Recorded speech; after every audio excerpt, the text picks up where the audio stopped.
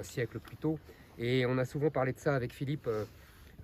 La Vendée, sa Vendée, a montré de la même façon le même effort admirable pour surmonter une tentative de génocide inouïe de la part des révolutionnaires français qui, je le rappelle, voulaient tuer les femmes, les enfants vendéens. Et là aussi, la Vendée s'est battue, a affronté le pire et a pu renaître de ses cendres. Et Philippe me raconte souvent que voilà, un siècle après le génocide vendéen, la France, la Vendée donnait 2 généraux vainqueurs à la France, Foch et Delattre. Clémenceau, pardon, excuse-moi.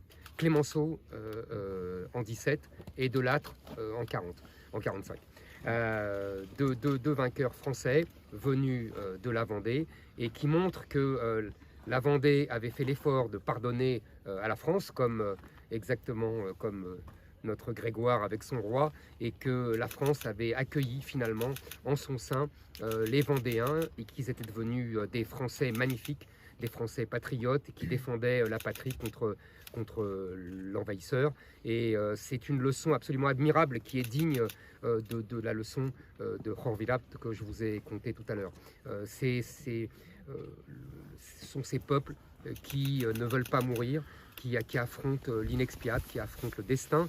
Et je pense que la France vraiment doit tirer des leçons de ces peuples qui ont refusé de disparaître.